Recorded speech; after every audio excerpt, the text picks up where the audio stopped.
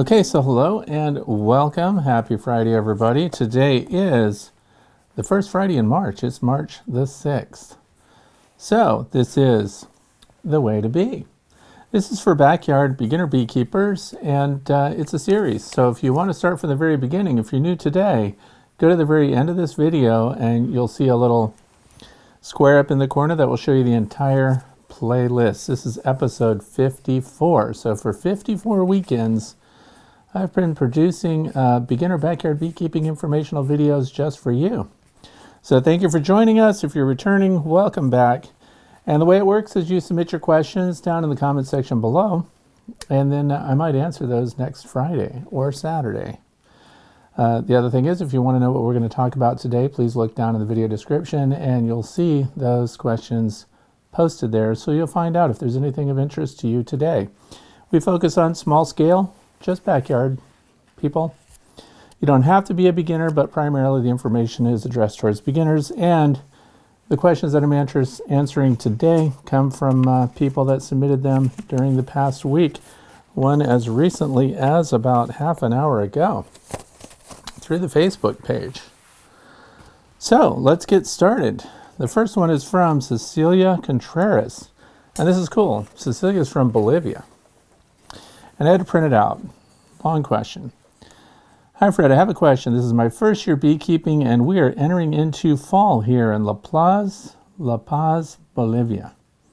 So the last inspection we did to our hives, I noticed in one that all the brood was in the upper brood box. I'm running 10 frame deep boxes, double deeps.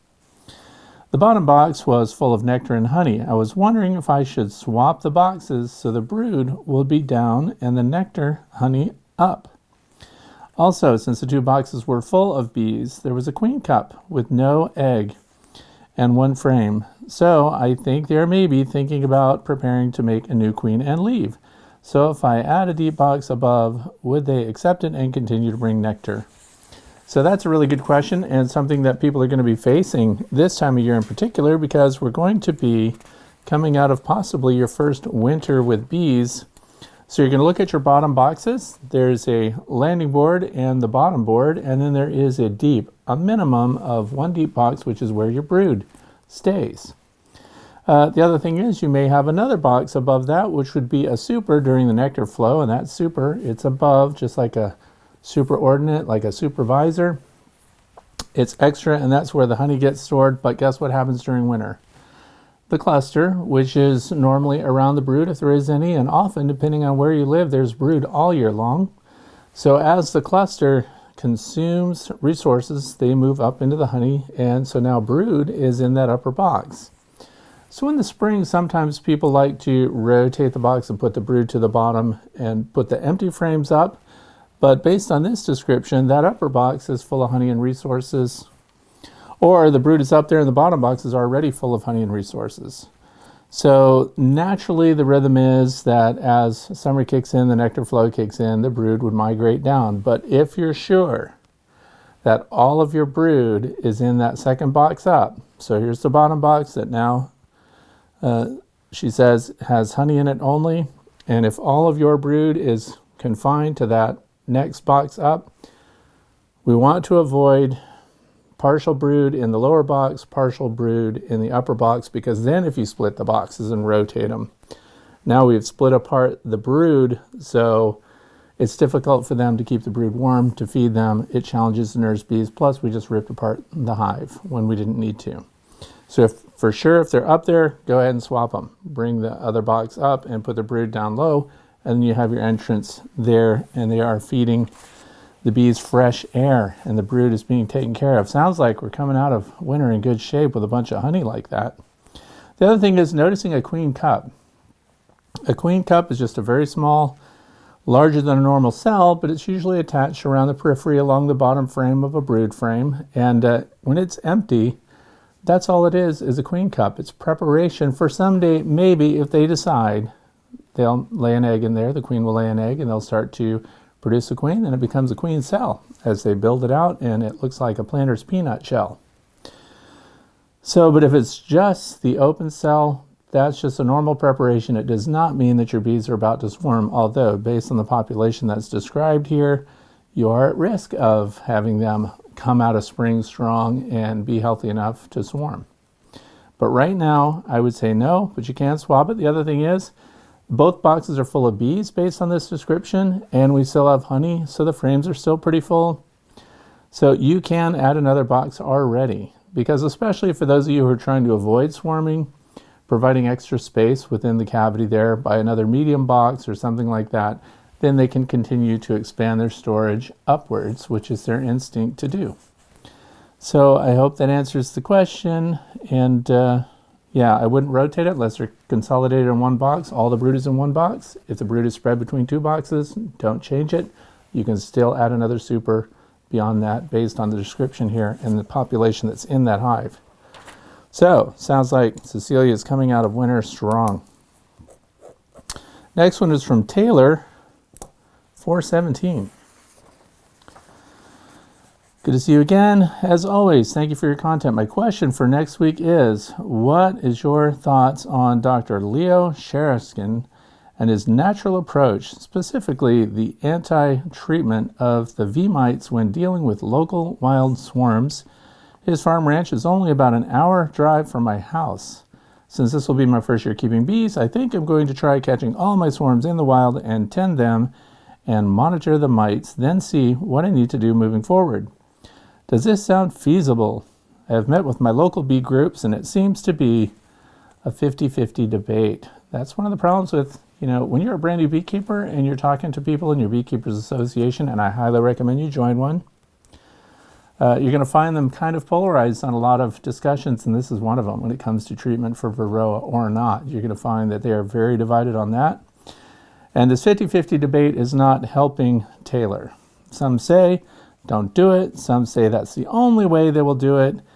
I just want to increase in a healthy way the overall population of my local bees, and then, of course, over the years, maybe sample some honey, ergo the FH2, which stands for Flow Hive 2. Would like your thoughts. Thank you. Well, thank you for thinking that my thoughts might shift you in either direction. But just like others, there are plenty of people in my own Beekeepers Association that don't agree with my methods. So what happens when you're beginning with bees and you're seeking mentorship from someone who has some years of experience and been through many seasons with bees, you pick someone that's kind of like-minded, that it just feels right. You mentioned Dr. Leo here. I think Dr. Leo is fantastic. By the way, he just came out with another book, and you might look for that. He did a book called Keeping Bees with a Smile, and there's a new version that just came out for 2020, and I think it's $20. So if you go to the website, horizontalhives.com or something like that, I think people can put that down if they want to. I like Dr. Leo. Now, Dr. Leo, as much as I appreciate him and think that he's on a fantastic path and that he is doing a fantastic job of educating people about bees, I don't adopt every method that he has. So just because we disagree with each other or have different methods, that's not necessarily, well, it is a disagreement. One wants to go one way, one wants to go the other, and some people are strongly opinionated. My mind is always open. I could change my methods in a year, based on what I might learn or observe or some new experience. But Dr. Leo is a great guy.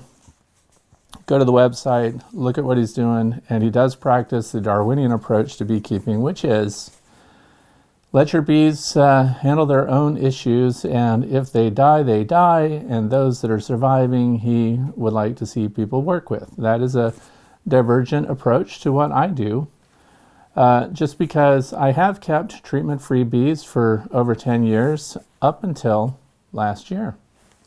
So last year, when I noticed the Varroa numbers in the colonies under my control were raising to levels that I thought were problematic. And the hygienic bees were just pulling out developing pupae and tossing them out on the landing board. So they were really fighting off the Varroa mites. The other thing was, when we do a Varroa mite count, the counts were very high. So what's a high mite count? Anything over 3 or 4 mites per 100 bees, and those are the nurse bees on the brood frames, because that's where the mites reproduce. So my philosophy is, if they're bees under my control, and if I have a method for controlling the mites, then I will do that if the colony is going to die out on its own without them. If it's otherwise a very strong colony, and that was the case in my apiary there, as it was one of my most productive colonies, the highest honey production of any colony I've ever owned. So maybe it was selfish of me to want to kill off the mites going into winter. In fact, it was late summer that we gave them a really strong treatment, 3 cycles, 7 days apart, oxalic acid vaporization, and that colony really bounced back fast. So Dr. Leo's approach would be to allow that colony to die out and then just work with the survivor lines. Now, that aside, if I were a queen breeder, now I don't know how many hives Dr. Leo keeps, maybe hundreds or 1,000 hives. So the more colonies of bees that you have under your control, then if you're a breeder and you're selling bees and you're going to develop your own line of survivor bees, and that's a whole different story, because now I'm a breeder and I'm passing on the genetics of whatever I have to other people. If I do that, then I would try to breed exclusively from those that make it through winter, that sustain varroa attacks on their own, that prove to be capable of handling all of the other problems that we have facing our hives this time of year and these years in general. And if it's a breeding program, yeah. So how do I support survivor line breeding programs? Well, I buy queens in from the apiaries that are actually producing varroa resistant, non-treated stock. And for me right now, it's the Bee Weaver family out of Texas. So that's where I get my bees flown in. And then this leads into a whole nother bunch of philosophies, which new beekeepers don't necessarily want to wade into those arguments about. If it's a Texas bee, then I've acclimated to the north, and on it goes. But they're handling the northern climate here very well. So my thoughts are exactly that. I appreciate Dr. Leo. I think he's a fantastic guy. I think he's on the right path. I think me, small scale, backyard, 15 colonies or less in general, although it looks like this year that maybe those numbers may be increasing. I do not just let colonies die out that are not coping on their own, and I will treat with oxalic acid vaporization. Will I bring in other treatments beyond that? No. So that's my philosophy. Soft acid, natural ingredients, vaporization, kill the mites. If they bounce back from that, good, they're mine. If they can't handle it, if they're coming out of winter very weak, I am not going to pull frames from other colonies to strengthen a weak colony that demonstrated they could not handle the winters that we have here. So I would let them die, but they're dying even though they were given oxalic acid vaporization treatments, and even though they had plenty of honey going through winter and all of these other things. So it's multi-tiered as to what your approach is going to be, and I probably made it all as clear as mud. But that's that. Check out Dr. Leo's new book. I think it's great. And those of you who've been watching me for any time know that this year we're doing a horizontal long laying, and we're putting that together, in fact, today and tomorrow. So that's going to be going out this year, and that's what Dr. Leo is dedicated to. Not just the long laying, but all horizontal hive configurations, which includes top bar hives. I don't know if he does the cathedral hives, but he does the ones that have the deep frames in them, and then the long laying, because it's so compatible with all of the other equipment. That's what I'm doing, the long laying. So here we go, number 3. This is CRZ-RCK. I think that stands for Crazy Rick. And there's a printout here. Fred, you've made me ponder a question. Because there's such division of labor within a hive, who actually leaves when the bees swarm? Okay, this is timely because we're about to hit swarm season. And people often, everyone will say, well, 50% of that colony flies out with the swarm. Well, more than 50% flies out. And this is difficult for new beekeepers. The question you have to ask yourself is this knowledge going to help you keep your bees better? Or are we just collecting knowledge to have the knowledge? Well, I'm one of those people that collects knowledge to have the knowledge. So oftentimes just so I can answer your questions, because I enjoy having information that other people need and want. And that's part of what I do every Friday, is sharing with new beekeepers some of the information about bee biology. And that's what we're talking about here. The division of labor. First of all, what's going on in a beehive? We have 3 castes in a beehive. You've got the queen. She is the genetic stock for everything in that hive.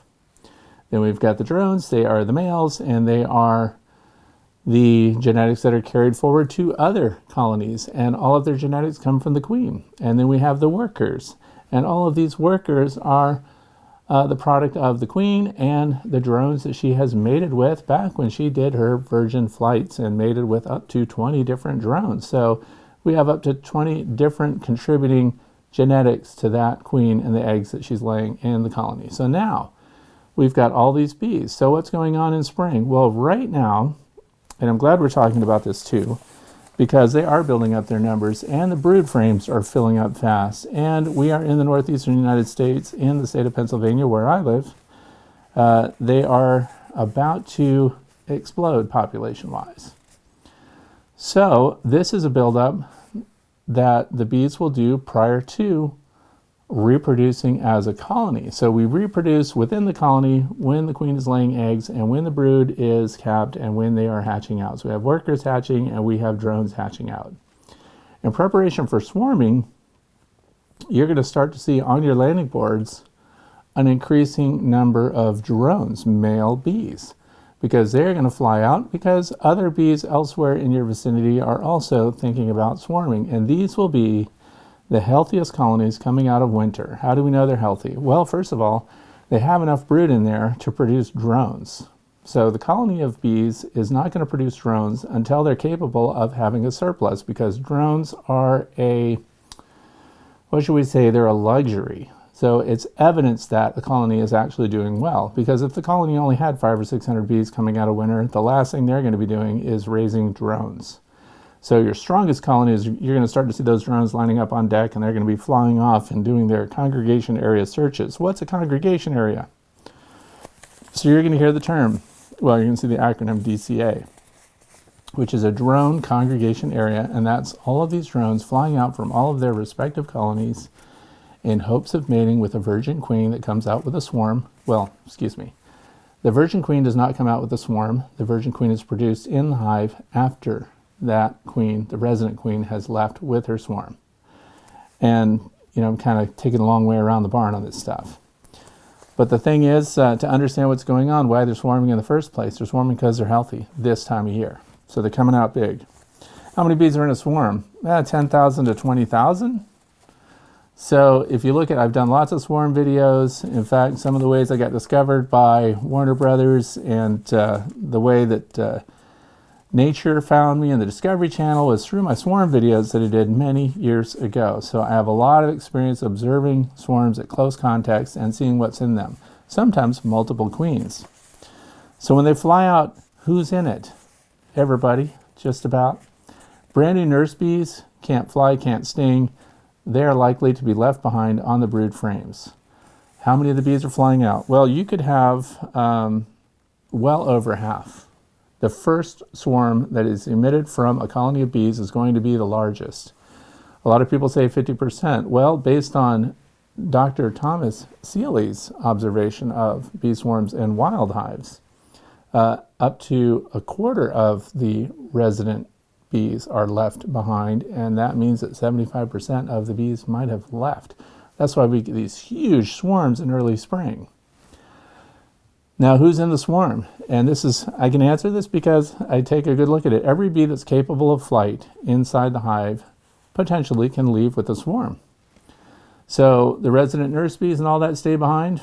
They're still going to be there's probably brood. Sometimes a really nice queen, although she's stopped laying because she lost weight before she could fly out with the swarm. But if she's laying right up until they do that, you'll still have some open brood. You'll have some capped brood. So you've got some population that's still being restored in there. You also have a whole bunch of queen cells left behind, because those will result in what's known as after swarms. So a really big colony will actually emit a series of swarms, one right after another. So drones fly with them. Foraging bees fly with them, because when you look at the cluster, when the bees fly out from the hive, when they're first swarming out, the queen's going to land on some nearby tree branch, and you'll see that they use the same trees and the same branches almost over and over again, so we even know where to look for them. So then when they swarm out, you look at that cluster, they all collect on the tree branch or the fence post or wherever they've decided to congregate. And you will see foraging bees on there that have pollen on their legs. And then you'll see old foragers with tattered wings and stuff that don't have a lot of time left on them. And then in a perfect world, of course, a bunch of the comb builders, a bunch of those with wax on their wax glands on their stomach that you'll see little shingles of wax on their stomachs already as they go with the swarm. So they are ready to actually start building new comb the minute they pick an appropriate cavity in which to occupy. So when they're moving in, so they are an organized cluster that is a full community of bees leaving with the old queen. So we have guard bees with them, we have drones, we have wax workers, we have housekeeping bees, but they can't be too young, remember, because their bodies are soft. Newly hatched worker bees can't even sting yet. They're just not ready for the world. So those are likely to be left behind. And the other thing is, what if the bees are all too old to do some of these jobs when they get to the new location and they need nurse bees, for example? Well, guess what? Some of the younger workers that are in the swarm that left, they actually, for lack of nurse bees being present, will reenact their mandibular glands and they'll be able to act as nurse bees once again. So they can actually revert back to a younger state and a younger bee's job in that new colony. So it's all pretty interesting stuff. So that's the division of labor. What does he mean by that? Well, inside any beehive, and we've talked about this before because that's what makes a healthy colony of bees, the queen can be laying her eggs. She has no other job. She has bees that feed her. She has bees that feed the eggs once they hatch after their third day, and they take care of her brood and everything else. So while that's going on, we have other bees that are guarding the colony. We have other bees that are cleaning things up. We have other bees that are out foraging, that's their only job, is to fly out, find resources for the hive, fly back in. We have other bees that are designated in there to store what's being brought in. So the resources, the nectar, the pollen gets dropped off by the foraging bees that have the pollen on their legs. We're going to talk about pollen tomorrow. So you're going to want to watch the video I put up. It'll probably be Sunday, not Saturday. But we're going to show what's going on right now with the pollen and how to supplement and kick that off really strong for these bees. So all of these things happen at exactly the same time. That is why honeybees need to have such a huge population. For example, bumblebees don't do this. Bumblebees actually change their hemolymph so that they are antifreeze filled. Just like if you've ever eaten a grub, I'm sure you have. If you've dug a grub out in the wintertime from the soil and you chewed on it, it actually tasted sweet. That's because they actually make their own antifreeze. Bumblebees do the same thing. So bumblebee queens in the fall, they get mated already, they fly off and they hide somewhere and they dig into the humus and they have antifreeze. So they actually go dormant. They consume nothing. Honeybees are very different because they're social and they keep up their production throughout winter. That's what honey's for. So they have the energy that they need. We have these fat-bodied bees that generate heat and keep a tiny amount of brood. I have never seen a colony completely broodless where I am. So they get a tiny brood cluster, but they keep brood going all the time. So from 94 to 97 degrees, right over that brood to keep them alive, they're consuming energy to generate heat. So there's a lot going on in a bee colony. So I hope that answers Crazy Rick's question. Who actually leaves when the bees swarm? Just about all of them can leave, with the exception of the youngest nurse bees. Of course, the queen leaves, and new queens have not hatched yet. They hatch after they've left. Next one is from Bunny 286. I print stuff out so I don't miss anything anymore. It saves me writing everything down. I've been watching your videos from the beginning and now have my first hive, which is served the winter, and I have a question about inner covers. I live in Germany and have seen that in the US you use wooden covers. In Germany they use plastic. I find this causes a lot of condensation. I have also seen sailcloth, gauze, and fine mesh which gets covered in propolis. Would you say these different types, what would you say to these different types, and do you have any suggestions that would help? And which do you, in your opinion, find the most useful? Well, it's easy to answer the question as to what I find the most useful because those are the ones I'm using.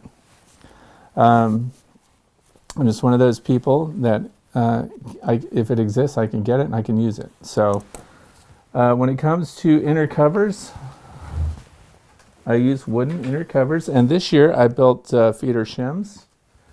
And one of the advantages of the feeder shims is that they're rough cut lumber, and the bees propolis the underside. And there's a lot of discussion about propolis, and I want to show you this inner cover. This inner cover right here has been really worked over by the bees. All of this dark amber stuff is propolis. What is propolis? That is resin from trees that the bees mix with some of their mandibular gland material, and they spread it around all over the interior surfaces of the hive, especially if they're rough at all. And based on this description here, if you have a plastic inner cover, they are not going to spread that on a piece of plastic because it's super smooth. Although they will sometimes put it on a plastic queen excluder, but in the wintertime, your queen excluder should not be in your colony at all. So my choice is, I like the wooden covers because wooden covers are somewhat absorbent. Also because they have a rough surface, the bees are very liberal at putting their propolis all over that interior surface. And what's the benefit of that? Well, it glues the pieces of wood together.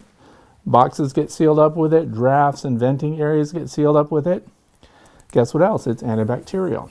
So if you can do something to encourage your bees to put more propolis on the interior surfaces of your hives, they're going to benefit from that material creating a sanitizing surface inside the hive.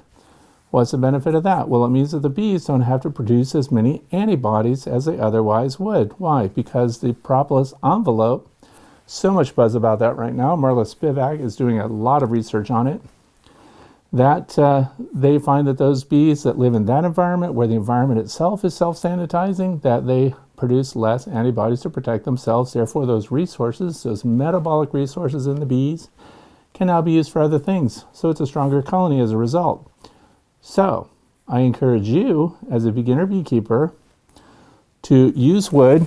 Oh yeah, I brought this up during the live feed, and somebody else said, please show that when it is when I have a sharper picture, because my live feed, the video was garbage. This is an example of rough cut lumber. So if you can get something like that, if you're making your own boxes or you're making feeder shims, this is so rough that the bees are going to smooth that out themselves. And it also is waterproof. So when the bees put that, especially on the inner cover, heat rises inside the colony and it condenses on that upper inner cover on the inside of it, especially if there's little or no ventilation going on up there. And it can drip down. So by letting the bees seal that up, it's also waterproof, and then any water that collects on there will not mold or mildew because it's on that antibacterial surface, that miracle material known as propolis. Some people even eat propolis. I don't recommend it. But there are people that just think everything that comes out of a beehive is just so wholesome and wonderful, I just want to chew it all up. And I'm not judging them. I think actually, this is pretty funny, since somebody mentioned Dr. Leo talks about propolis. In fact, he suggests, and we're coming up on swarm season, that you get bits of propolis and stuff and put that in your swarm traps. So if you're putting out boxes to collect bees, try to put those boxes 300 yards or more from your apiary if you're going to catch the bees from your own apiary. And you put propolis in there, and it helps encourage scout bees to check it out and find it favorable, because now look what, you've got material in there that's antibacterial. So there we go. Inner covers, I like wood on the inside of the hives. I don't put plastic on. The other question was the fabric that some people lay down over the top. I don't like the fabric, and that's because the fabric the bees do propolize too. So if you've got cotton duck, the other thing is if you're looking for a fabric, if you like that, laying straight over the back. So if you've got a frame, normally in a hive, you've got bee space above the back of the frame. So you've got about 3/8 of an inch here. Then you've got your inner cover, and the inner cover also has a little recess in it too. So there's more space up there for the bees to move around and work that area. If you get muslin cloth, but what I recommend, and why I'm bringing it up now, is look at artist's canvas. I'm an oil painter. I stretch my own canvas and I get my canvas in rolls, and it's usually already primed. But you can get unprimed cotton duck painter's canvas. Get it from Dick Blick Art Supply or something like that, and you can cut it. It's nice and thick, and that will lay on here, and then the bees will propolize that up, and then when you're inspecting, you just put that right over. But what that does for me is it defeats this moving area up here. That's why I don't use it. There are a lot of really experienced, very good beekeepers that are using the canvas laying right on the top, and it's for that reason they propolize it and seal it right up, and it cuts down on drafts. So you're not going to be doing any upper venting when you have that either. So I hope that helps. This is from Terry R. Happy to see on Beescape my nest, spring and summer, has numbers around 53 and pesticides are a 5. Since you probably don't know what Terry's talking about, go to Beescape, BEESCAPE.org, and there you can put in if you're one of the states that's included in the study. That was the other thing. I'm not sure how many states. My state of Pennsylvania is included. So you go to beescape.org and you can click, you can join it, you can log into that. You put your location in there and it will show you the pesticide levels that are being used in your area. It will show you your landscape, how it appears to the bee. It will also show whether or not you have suitable habitat for bees. It will show your pollen and nectar resources for spring, summer, and fall to see if you're in a strong area. And the reason this is cool for beginning beekeepers is a lot of people are wondering, where can I keep bees? Where I live, will that support bees? That's a question I get all the time. I have no idea if where you live would support bees. But what you can do is go to beescape.org, and if you're lucky enough to be one of the states that is included in this study, which is also part of a survey study too, so you fill out survey information and provide information about the kind of bees you're keeping, the number of colonies you have, if you're treating or not treating, and so on. So you actually participate and feed back to their database. But you'll find out at a glance, if you're one of the included states, if you're actually in a good spot to raise bees. And if you have the opportunity to pick other spots to place your bees, you can first look through this to see if the place you're considering putting a beehive at is better than where you reside already. So it's actually a very effective tool. All right, let's move along. Looks like I'm in a great area. I too am in the snow belt, but south of you in Northeast Ohio, about an hour from the PA line. My question is, I'll be getting a nuke and a package this year. Would I be able to take a frame from the nuke to give to the package to give them a boost? My package will be starting from scratch with new equipment. Thanks. Okay, here's the thing. So a nuke and a package. A nuke is just a nucleus of bee frames. It's a nucleus hive. Nucleus means it's complete. We have the queen. She's got eggs in there. She has brood in there. And they have brood hatching, and there are food and resources. So it's one of the fastest ways to start off when you're a brand new beekeeper. Usually it's 3 frames of brood or 5. The more expensive ones have 5. So we're just starting out, and the question is, now there's a package coming too. So when you get a package of bees, it's just 3 pounds of bees or more, depending on what size package you get. There's a queen in the package, and you have to install them in a box when you get them. So they're not coming in a nucleus like the ones with 3 or 5 frames. They're self-contained, ready to go. So now that you have your package, could I pull a frame from the nucleus and put it in the packaged bees to get them going? I'm going to suggest that you do not do that. The reason being that both of these colonies of bees, when you first get them, are in their infant development stages. They are trying to get going. If you weaken your brand new nucleus by pulling out one of those frames and putting them in the other one, you've not necessarily given a huge boost to the package of bees, which should be fine anyway. And I highly recommend that when you're installing a new package of bees this year, that you get a hold of pre-drawn comb. Since you don't have it, since it's brand new, Better Comb by Better Bee, perfect for starting off a package of bees. That stuff works, kicks them off immediately. And I would not weaken the nuke that you got to strengthen the package that you got. I would feed them both sugar water. I would get them kicking and going as quick as possible, as strong as possible. because you're going to go into a nectar flow right away.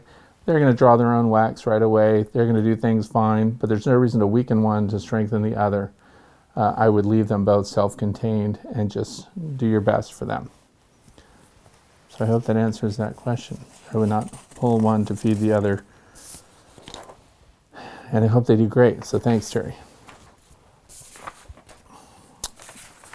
What else do we have? Number 6, what is your favorite bee suit and why? That's a good question. Here's the thing about bee suits. Everybody's going to find a bee suit that fits them, but I do have a philosophy about bee suits now. I have every kind of bee suit that there is, from a veil to the full-blown bee suits to special bee suits that protect me from really defensive venomous insects.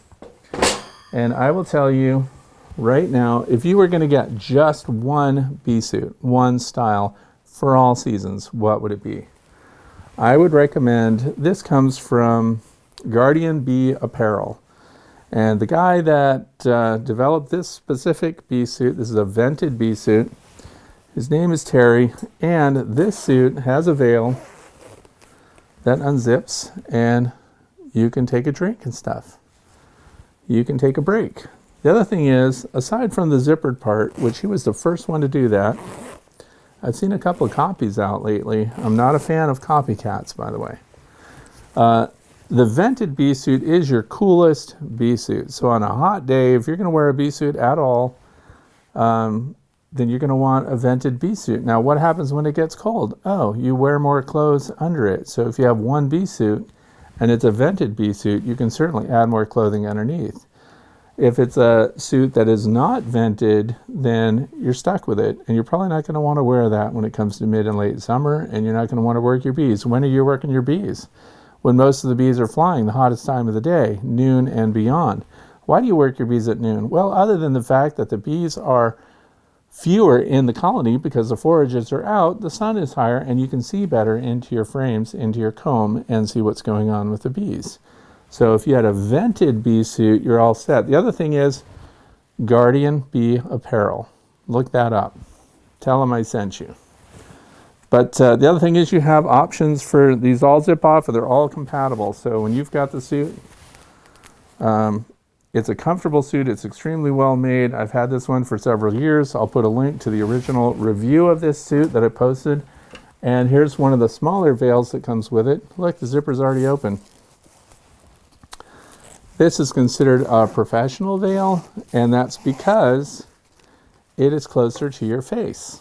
See that? The other one here has another layer out from that to keep the bees away from your face. I like the one that gets them closer to your face because I like to look up close, and I like to hold cameras up to my face and things like that, so this is fine. If you want to keep the veil away, some people wear their baseball cap underneath, and the bill of the baseball cap keeps this pushed out away from your face. But I have never had the incident that some people describe where the veil got right up against their face and then one of the bees stung them on the nose or something like that. It's never happened to me. So you can go with just a jacket. They sell that. Or you can get the full suit. So if you're getting one suit and one suit only, look at all the vented suits. Back here hanging up is one of the Flow vented suits. Same principle. Does not have the zippered veil on it. Fencing veil, Buckfast bee style veil, the big ones that go way out. Think about if you're going to be driving your car wearing your bee suit and stuff like that. The smaller fencing style veils are actually very practical. You can clamber around and get under stuff and look into things. So vented suits are my favorite. As far as who manufactures them, I just wanted to give a shout out to Guardian Bee Apparel because I like to support small business whenever I can. So there's that. And this one's from Rachel. I know you plant for pollinators. What are you planting this year that you know makes honey? Strong honey flavor. Okay, well, there are a lot of things that, first of all, this is the United States, and some of you are watching from other parts of the world. So, you know, if you're in Australia or New Zealand, I think Manuka honey is probably going to be really popular, really strong scent. But here's what I'm adding this year. I try to plant flowers that offer nectar and pollen that will give me a continuous resource for the bees through the year, right into late September, early October, with no dearth. So in the spring, things that I've planted, I just let dandelions go, and I let the clover go, and all the stuff that comes in early spring. I planted a whole bunch of Salix discolor, which is going to show me when the wetlands are producing pollen from the willow trees. And I have those. I have a whole hedge of those right next to the apiary, so I can actually look at them and see what's going on. This feeds into what we're going to be talking about on Sunday when I launch that video about pollen. So what am I adding though this year? And if you want to write this down, I'm adding hyssop seeds, HYSSOP, and purple hyssop. It's perennial, which means it's going to come up every year. You're not going to have to plant it again. I bought my seed pack from Eden Brothers, which I'm glad to tell you now, because if I told you before this, they would sell out and I wouldn't get any. So I've already ordered mine. So now you can go ahead and order yours if you want them. They're good for agricultural zones 3 to 9. I'm in agricultural zone 4, so that works well for me. These things grow from 12 inches to 24 inches tall, and they're really cool looking purple flowers, and I'm going to plant a 1/4 acre to start with them, and we're going to see how that goes. And of course, it's going to benefit all pollinators. So that's what I'm adding this year. Now we know from last year we grew acres of sunflowers. The pollen from sunflowers turns out to be, again, antibacterial for the bees, beneficial for them as they fight off pathogens that come into the hive. So the pollen is not just a protein, it actually has other properties, and there are ongoing studies for those. So the other thing is we use, I already have goldenrod everywhere.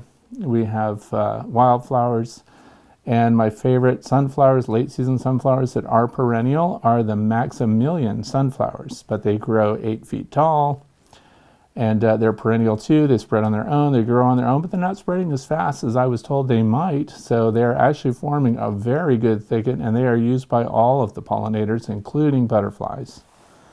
So those are fantastic, but this year, hyssop, HYSSOP. I'll put a link to that probably, but you can get them through Eden Brothers, EDENBROTHERS. So that's what I'm growing this year. Thanks for that question. Next is James. James Tant. Hey Fred, I'm a bit puzzled. Bee pheromones, are they a smell, tactile transmitted, or what? It sounds like alarm pheromones are released to the air, but I have read that a Snellgrove double screen dividing board can prohibit the transmission of the queen pheromone. What is the story? Thanks for all you do. Sorry I missed the live chat. All right, well, the live chat, the video quality was terrible, by the way. Pheromones. I mean, let's get into what... There's a lot going on with bee pheromones, because here's the thing. What are the senses that the bees depend on the most? We know they have vision that they use when they're navigating, and we know that honeybees, although they have all of these lenses in their compound eyes, their vision is really terrible. So they are seeing something like about a 10 megapixel sensor. So they're seeing a very pixelated environment, and they're also seeing an ultraviolet. So they have some advantages there, but guess what their most valuable sense is? Their sense of smell. And the pheromone is how they communicate. So there are a bunch of different pheromones going on inside the hive all at one time. So some of the stuff we can directly observe. So let's go right here, tactile or what? So let's answer the part about the queen in particular. The queen, how do we know that the queen is alive in the colony? How do the bees know? They know because there is a queen pheromone that is spread throughout that colony. How is that pheromone spread? So when you get a chance to see your queen on your brood frames, she has attendants following her around all the time. And she leaves a little open wake behind her as she goes, so they're all moving out of her way as she moves across the frame. And those attendants are all angled directly at her. So what are they doing? They're tactile. So the question here, tactile transmitted. Good word. They're putting their antennae right on the queen's body. They're touching her all the time. They are licking her all the time with their tongues. So you might think, wow, they're just really hygienic. They are super cleaning that queen constantly. They're going to make sure she doesn't get dirty and everything else. One of the things that they're also doing when they're licking the queen is the queen is also releasing her pheromone, and they are gathering that into themselves. So it's not just on the surface, they're actually licking her. Then they're going to go on and they spread out, and this is the ripple effect, that they're going to make contact with every other bee in the colony, and they're going to connect with them, and they're going to pass on the queen's pheromone. So the queen isn't like going around puffing pheromone into the air that gets circulated around, and then all the other bees kind of sniff around, oh look, the queen's still alive. They're getting it through tactile transmission. That is why this double screen board that we're talking about here, if we had a queen here and all of her workers and all the brood and everything, then we had a screen, and you had another screen that prevented the physical contact of the workers inside this colony with the physical contact of the workers over here. They're not going to be able to transmit the queen's pheromone and kind of send out, the queen is fine, the queen is good, the queen is generating a healthy pheromone. And it's also this pheromone from the queen that can show that, number one, she's fertile. So once the queen has been mated adequately and she's producing eggs, she has a different pheromone that comes off of her. That's why they can all relax. That's what encourages the nurse bees to start to produce the resources they need to feed the young. On the fourth day, when that egg has hatched out, they start feeding that larva immediately. Now, guess what else happens? So for 3 days, there's an egg in there. And when that egg hatches out, after the queen has laid it, it lets out a pheromone. I'm here, I've hatched, I'm a larvae, I need food. So then the nurse bees are stimulated to feed that based on the pheromone coming again now off of the larva. So that's interesting too. So there's a bunch of pheromones going on. Sex pheromones from the queen. So that's the other thing. Virgin queen, she's got a pheromone too. What's it say? It says I haven't been mated yet. Oop, who picks up on that? The drones. So the drones, first of all, have the big eyes that come together right on top so they can see. They have twice the vision of a worker bee. So they see more and they fly after that queen. How valuable is the queen's pheromone when she's a virgin? What kind of information is in that pheromone? Well, first of all, that she's not been mated or hasn't been mated enough. Maybe she's only had 10 males in her mating flights and she needs more. So they know that. The other thing is they know what their relationship is to that queen based on the pheromone that she's releasing. So they're less encouraged to mate with a queen that reaches the drone congregation area that is very closely genetically related to the drone, so they don't fly so hard. They're not in such a hurry. They don't really want to mate with her because she's a cousin or something. So there's information about her genetics that comes from that too. So those pheromones are critical. Now that is released into the air, and it's released right through her reproductive organ. So there you go. So that's a way that the queen communicates that. And then once she is mated, once she's done mating and she's fertile and developing eggs, and she's going to fertilize those eggs as they travel out and she starts laying eggs, a different pheromone comes out, and that calms the hive because all is well. So what else? And you mentioned the alarm pheromone too. How does that alarm pheromone get distributed? So another thing is these, let's back up a little bit. If you look at the landing board of a hive, especially after you've just put in a swarm or something like that, you are going to see workers on the landing board of the hive, and these will be the ones that have had the closest contact with the queen, because they are going to raise their abdomens up, and you're going to see the last section of the abdomen. It looks light in color. They're opening up what's called a Nasonov vein. Nasonov, not vein. Their Nasonov gland opens up, and they're sharing the queen's pheromone. So these are bees that have been in contact with the queen and have metabolized their pheromone so they can spread it themselves.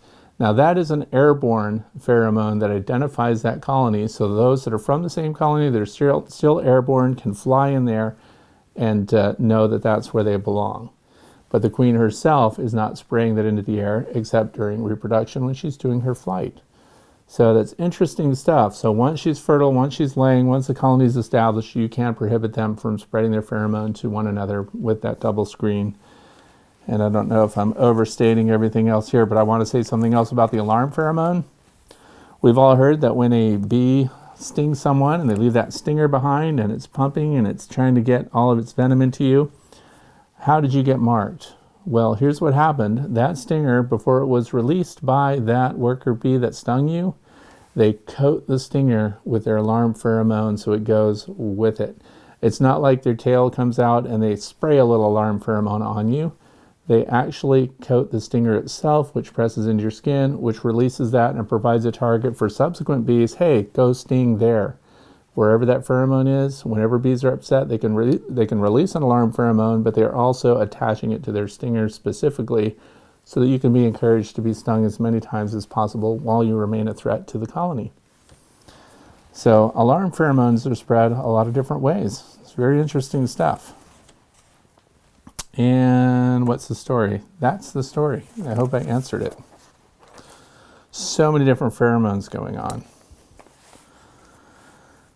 Now, what else do we have? James did that. Do adult bees eat pollen patties? How do we know? Okay, that's an interesting question. I know a lot of people are putting pollen patties, pollen subs inside their hives, especially this time of year. And by the way, I want to say that if you're in the northeastern United States, or if you're in my area, if you're Ag Zone 4 or whatever, if you're going to put pollen subs out and haven't done it yet, and if you're going to put dry pollen substitute out, Ultra Bee is the only one that I recommend, and that includes the patties. If you're putting those in, you should have those on right now, because the environment has not fully kicked in, and so this is the sweet spot where you can actually give them an early boost by putting your pollen sub patties in, and you can provide dry pollen substitute out in a pollen feeder away from your hives. And so the foragers will have something now to bring in, which will kick off early brood.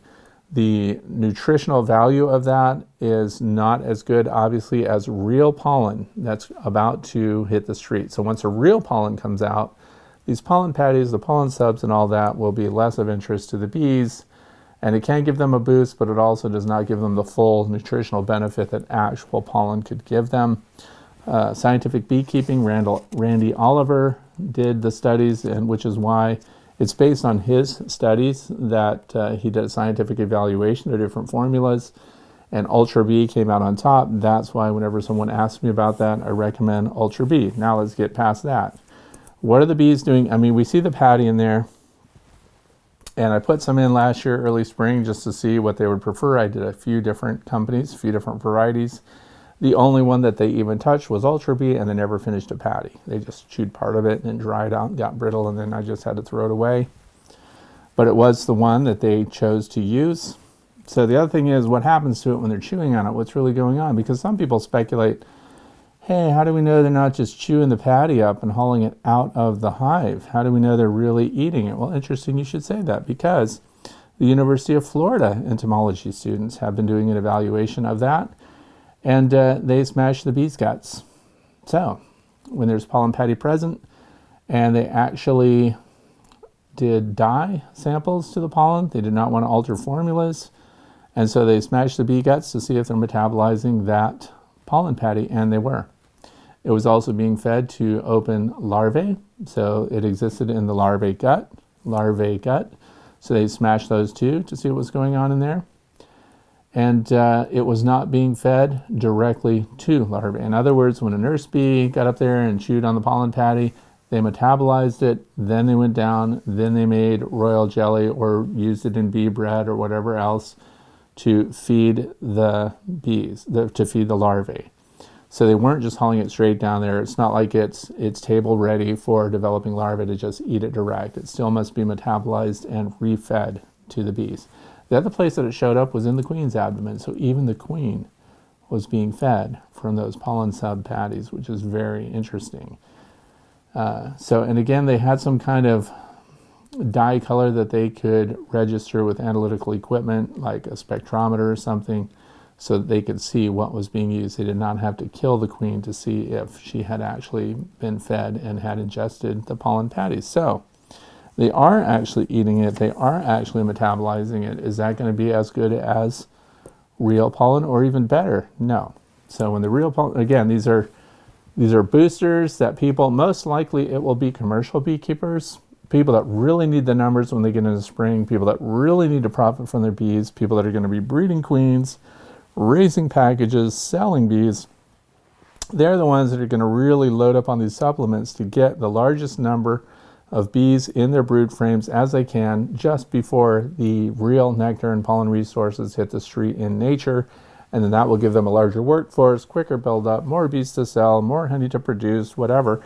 And remember that we're just backyard beekeepers. So you really don't have to work that hard at trying to get them all going. If the colony is healthy, it doesn't hurt, to put some of those in there and to give them an early start. And I would say that this time of year, right now, the end of the first week of March, that is a perfect time for you to start feeding the supplements if you want to try them. And again, I recommend Ultra B, nothing else. And they don't give me any kickbacks for that. I have nothing to do with them. It's all based on I'm trusting Randy Oliver, Scientific Beekeeping, to have done a very good job of evaluating that. So, but the eating of them, that was really good. University of Florida, way to go. Grad students. Next is from Lori Leitz, and that was just this morning. Upper entrance. Lots of discussions about people using and not using upper entrances. I've said that this year I did not offer upper entrances anymore, and that's because the bees are closing up the tops on their own. Also, we will tie it in with Tom Seeley's study of the wild bees and also direct observation from bees that are in buildings. They have one entrance. The entrance is not huge, even though the colony is fairly sizable. Why does that work in the wild bees, and why do people that keep hives, if you don't have an upper entrance, why do they have problems with condensation? Why is there mold? Why is there chalk brood? And why do all these other things happen in hives that are not vented well?